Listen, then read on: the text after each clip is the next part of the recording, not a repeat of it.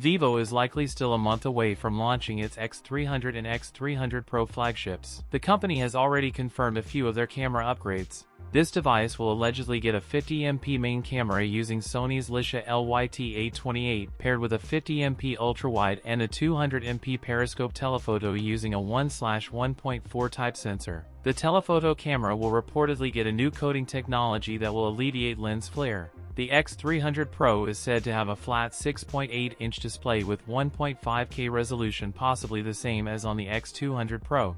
The Vivo X300 Pro will have a large 7000 mAh battery.